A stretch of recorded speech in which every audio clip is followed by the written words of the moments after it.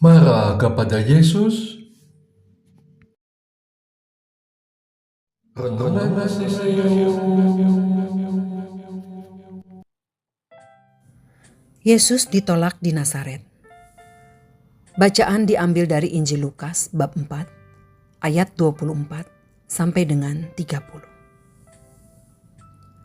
Katanya lagi, "Sesungguhnya aku berkata kepadamu, tidak ada nabi yang diterima di kampung halamannya.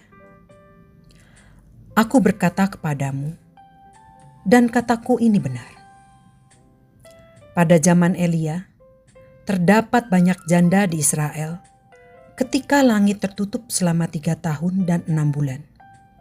Dan ketika kelaparan yang dahsyat menimpa seluruh negeri. Namun, Elia diutus bukan kepada salah seorang dari mereka, melainkan kepada seorang janda di Sarfat di tanah Sidon. Pada zaman Nabi Elisa, banyak penderita sakit kulit menular di Israel, dan tidak seorang pun dari mereka yang ditahirkan selain Naaman orang Syria itu. Mendengar hal itu, semua orang di rumah ibadat itu sangat marah. Mereka bangkit, lalu menghalau Yesus keluar kota dan membawa dia ke tebing gunung tempat kota itu terletak, untuk melemparkan dia dari tebing itu.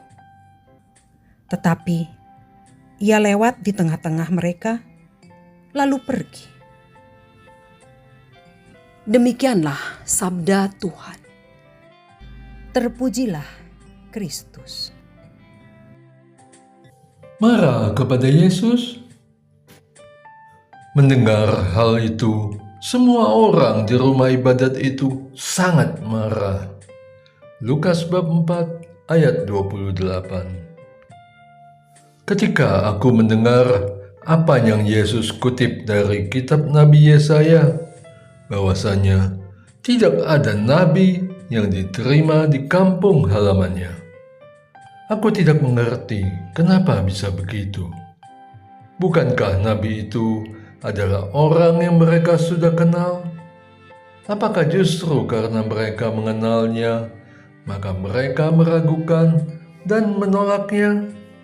Memang ada kecenderungan manusia untuk lebih menghargai yang datang dari luar atau yang dianggap besar daripada suara sederhana dari lingkungannya sendiri. Atau karena nabi biasanya berbicara dengan jujur dan berani, menyinggung perasaan warga di kampung halamannya yang memang telah berlaku tidak benar. Apakah aku juga akan merasa risih, tersinggung, dan marah jika Roh Allah membacakan semua kesalahan dan dosaku? Ya, tentunya suatu kebenaran yang tidak dapat aku pungkiri. Atau aku akan menangis terseduh-seduh dan sujud memohon pengampunan dengan sungguh hati? Aku mengalami yang kedua. Aku menerima apa yang menjadi kesalahanku. Selain memohon pengampunan, aku juga memohon kekuatan untuk melakukan silih. Apa yang dapat aku lakukan sebagai balas atas karunia pengampunan dan pemulihan yang aku terima? Aku sadar akan kelemahanku yang telah menyeretku ke dalam lembah dosa.